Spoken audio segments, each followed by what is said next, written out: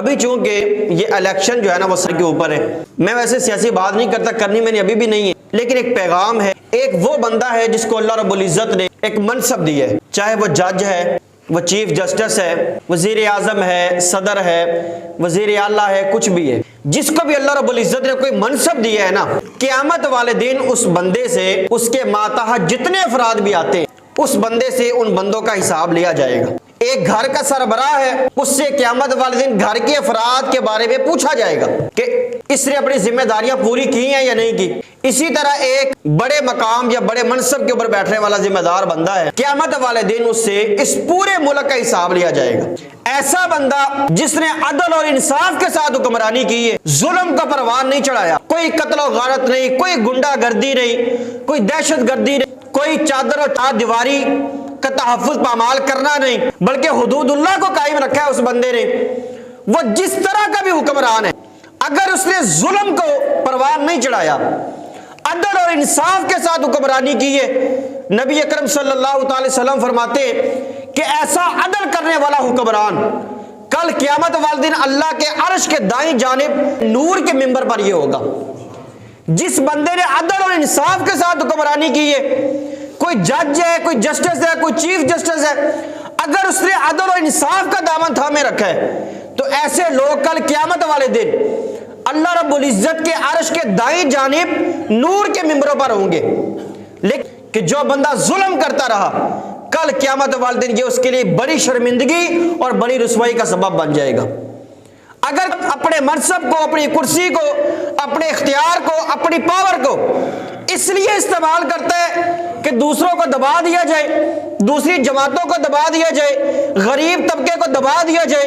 اپنے مخالفین کو نیست و نابود کر دیا جائے، کتابوں میں آتا ہے کل قیامت والے دن جہنمیوں کے اوپر ایک خاص قسم کی خارش کو مسلط کر دیا جائے گا۔ وہ اتنا خارش کریں گے، اتنا کھجائیں گے، اتنا کھجائیں گے، ان کی ہڈیاں باہر آ جائیں گی، لیکن ان کی خارش ختم نہیں ہوگی۔ تو اللہ رب العزت کی طرف سے فرمایا جائے گا، اس وقت ندا دی جائے گی تو تکلیف ہوتی ہے، وہ کہیں گے یا اللہ بڑی ہوتی ہے،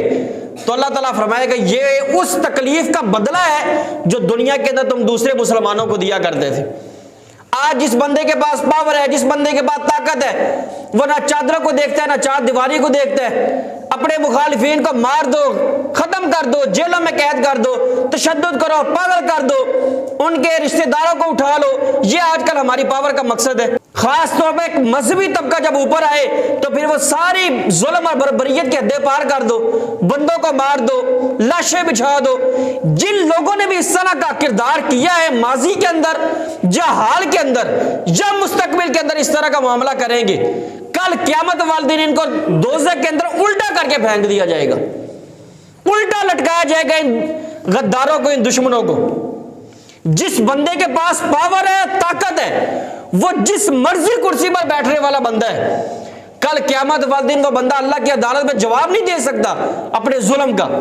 اپنی بربریت کا، اپنی دہشت کا، اپنے اس خوف کا جو انہوں نے اپنے مخالفین کے دلوں کے اندر پھیلایا ہوا ہے، یہ جواب نہیں دے سکتے۔ ایسا عادل حکمران جس نے عدل اور انصاف کے ساتھ حکمرانی کی ہے،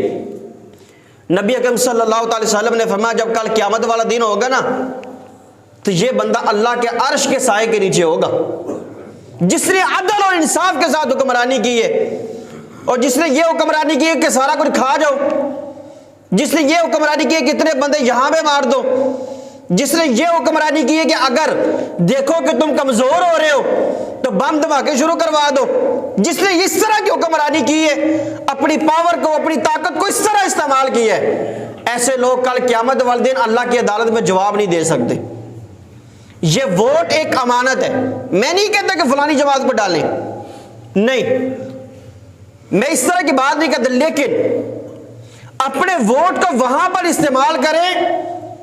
کہ کل قیامت والے دن امانت کے اندر خیانت کرنے کے بارے میں سوال کیا جائے گا۔ یہ آپ کے پاس ایک امانت ہے، کل قیامت والے دن پوچھا جائے گا کہ اللہ کی امانتوں کو کہاں پورا کیا تھا۔ قرآن مجید کا فیصلہ ہے، امانت کے اندر خیانت کرنے والا اس کے حوالے سے قیامت والے دن اس سے پوچھا جائے گا۔ یہ ایک ووٹ امانت ہے، اس کو وہاں پر استعمال کرے کہ جس چیز کو یا جس بندے کو اپنی امانت دینے کے حوالے سے آپ اللہ کی عدالت میں اپنے اس فیصلے کو جسٹیفائی کر سکیں. بڑی سادہ سی بات ہے. دنیا کے معاملات، دنیا کے بندے کس کے ساتھ زیادہ ہیں کس کے ساتھ کم ہیں، ہم اس کو دیکھتے ہی نہیں ہیں.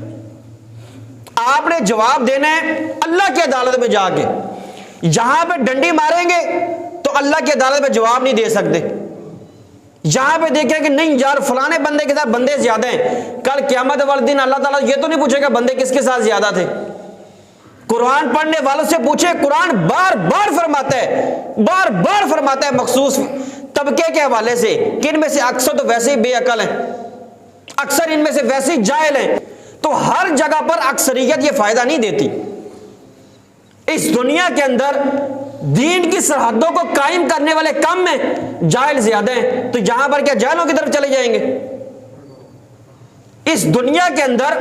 بے حیائی، بد نظری، فحاشی اور یعنی پھیلانے والے اور ان کے اندر اپنا کردار ادا کرنے والے یہ زیادہ ہیں، ان چیزوں سے روکنے والے یہ کم ہیں. تو بندہ کیا منہ اٹھا کے دوسری طرف چلا جائے؟ اپنی اس امانت کو وہاں پر آپ لوگوں نے استعمال کرنا ہے کہ کل قیامت والے دن اپنے اس فیصلے کو آپ جسٹیفائی کر سکیں. اب آپ کو وہ پتا ہے، مجھ سے زیادہ سیاست کو آپ لوگ جانتے، مجھ سے زیادہ آپ سمجھدار ہیں، مجھے تو اور بہت ساری مصروفیات ہیں، دنیا کو آپ لوگ زیادہ دیکھتے ہیں. تو یہ آپ کو پتہ ہے، زیادہ پتہ ہے بلکہ، کہ کہاں پر آپ اس امانت کو رکھیں آپ اللہ کی عدالت میں جواب دے سکتے. اور اگر آپ کو لگتا ہے کہ میں کسی بھی بندے کے ساتھ منسلک ہو جاؤں، میں جسٹیفائی نہیں کر سکتا، آپ پیچھے ہٹ جائیں، اپنی امانت کو اپنے پاس ہی رکھیں. تو یہ بات سمجھنے والی. ظلم اور بربریت کا ساتھ نہ دیں، دہشت اور دہشت گردی کا ساتھ نہ دیں. اپنی امانت کو وہاں پر استعمال کریں اگر کرنا ہے تو، کہ جہاں پہ آپ اللہ کی عدالت میں جواب دے سکیں. ورنہ ظلم کرنے والے اور ظلم کا ساتھ دینے والے کل قیامت والے دن ایک ہی کٹہرے میں کھڑے کیے جائیں گے.